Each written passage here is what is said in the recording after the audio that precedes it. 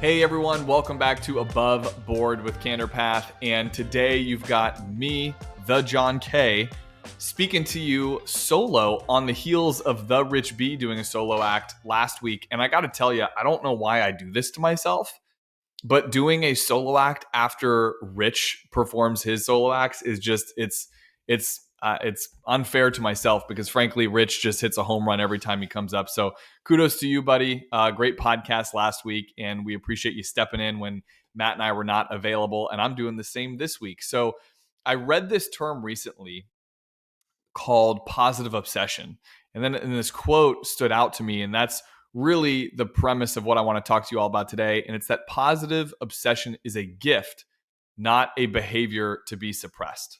Now, before you think I'm going to go into this whole hustle porn conversation, which by the way, I had to Google what that meant, but it's essentially, for those that don't know, a term about how people have popularized working long hours, the quote unquote rise and grind mentality.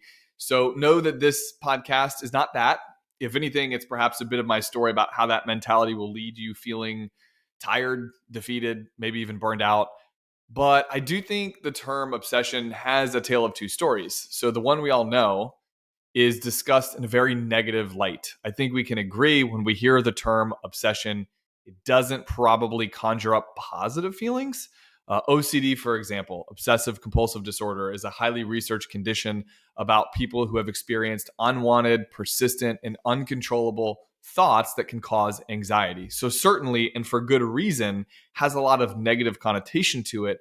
However, there is a flip side to this coin.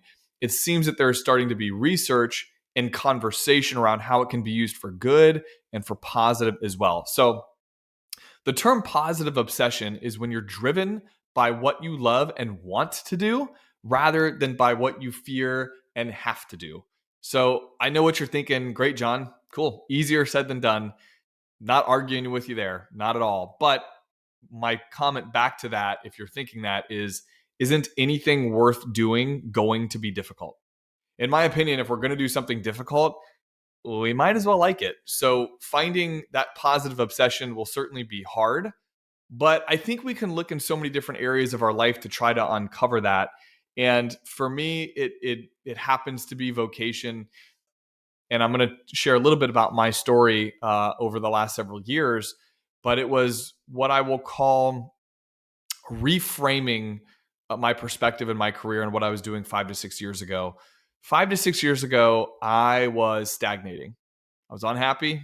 I was unfulfilled, in large part because I wasn't doing financial planning the way that I had hoped I would be. Of course, leaving, going from that decision to then saying, well, I'm going to start a business. And Matt and I starting our own company 5 years ago comes with a lot of inherent risk. But what I didn't realize at the time, but I have the benefit of hindsight now, is that it came with an even greater upside than I could have expected. And I don't mean monetarily. I rediscovered joy. I found passion again because we got to do financial planning the way we felt it should be done. Now, Matt, myself, and our entire team has been able to craft our own vision of how we feel good financial stewardship should be done and how we get to apply a team-based effort to do that for folks. It brings us so much energy. And it was almost like a light switch that I quickly discovered how insanely passionate I was about doing this again. And what's weird is 5 years ago, I suddenly had no problem working until 11 p.m. and waking up at 5 a.m. to work all over. And I know that I promised you this was not going to be a hustle and grind conversation, but in some respects, it didn't feel like grinding because when you're rejuvenated with a positive obsession, the work you find joy with it, and you can connect more to it, and it didn't feel like grinding. But just as with anything in life, too much of anything can be bad. And Matt will be the first of anyone as a co-host to the show to preach the importance of balance in life. So there is and can be a downside as well to positive obsessions, and that downside is rough. For me, it it, turned things from joy to suddenly it was, looking like a chore, and it almost became a bit obsessive, especially based on how my personality can go. It's like, I have to do this. I have to check this off the list, and that can eventually lead to burnout. And so, I think for me, then it's like, well, how can you avoid that?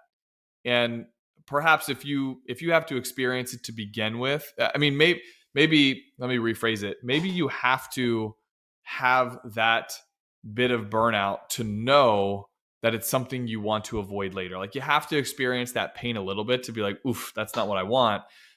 Because I realized there was a balance to strike in order to maintain this momentum of positive obsession for the long haul. I didn't want this to be spurts of energy. I want it, I like this feeling, and I want to capture it and keep it for a long, long time. And so for me, I think really, my wife and I talk a lot.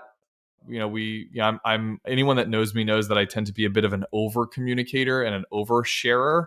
And so great conversation has helped me with that. And I don't know about you, but sometimes even just communicating and hearing yourself say something out loud that you've been internalizing can allow for a different perspective. It's like you take this internal thought and you say it for the first time externally, and you're like, oh, I hear it now. I hear it. Like, I need to change my ways, or I need to think of this a different way. And usually my best bet is finding balance in life by seeking time with my family, hanging with my kids, or exercising. But to be clear, I want to be hyper clear here. Just because there's a double-edged sword to positive obsession does not mean it can't be a good thing. Malcolm Gladwell popularized the term 10,000 hours, which is asserting that the key to achieving true expertise in any skill is just simply by a matter of practicing in the correct way for 10,000 hours. And he has this quote that I love. It's that practice isn't the thing you do once you're good, it's the thing you do that makes you good. And he goes on to say that it's very hard to find someone who's successful and dislikes what they do. So I repeat for those in the back, it's hard to find someone who's successful and dislikes what they do. If you're able to find that thing, or like if you've already found it, or you're working to figure out what that is, like I was just several years ago, don't stop creating momentum towards that. Don't stop trying. And I think if you're listening to this and you're even remotely identifying with this conversation at all, I'd like to share one final thought. And this was another learned lesson, maybe an area of discouragement for me. But you will 100% experience people in your life that don't get it. I haven't been shy about my 75 hard journey on this podcast.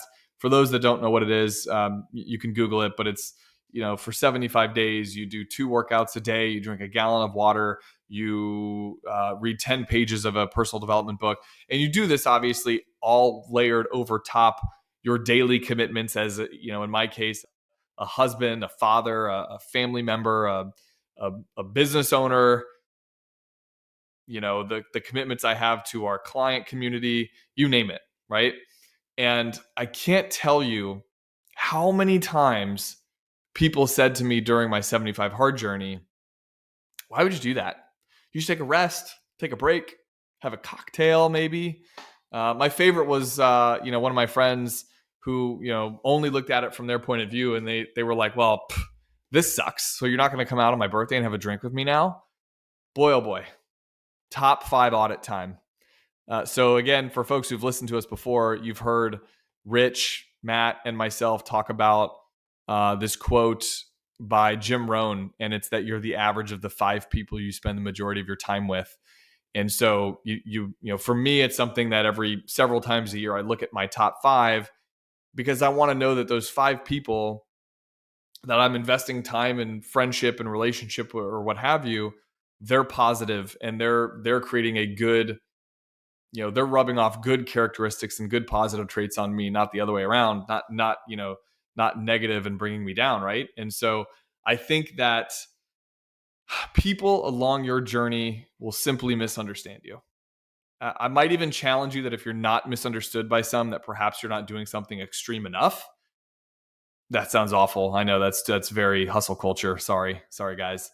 But finding your passion may be hard, but my words of encouragement here is don't stop looking for it, whether it's in your vocation, in something you find joy in, youth sports, teaching, educating, fitness. There's so many areas, and again, it's hard. We have jobs, we have commitments, we need to earn money. I totally get it, but I think the biggest thing for me is to say don't stop looking for it, and certainly if and once you find it, find ways to keep it healthy and to keep the momentum up, because this is 100% a marathon, not a sprint. So remember, positive obsession is a gift, not a behavior to be suppressed. And don't let anybody tell you otherwise. Don't let anybody suppress it. Let that positive obsession shine and do the things that you find joy in. So, as always, thank you for listening to us today on Above Board with Canterpath. Like, share, comment, review. We'd love a review if it's a 5-star review. If it's not, maybe don't leave it, or leave it. I don't know, whatever you want to do. But thank you so much for listening to us on Above Board, and we'll see you guys next week. Bye.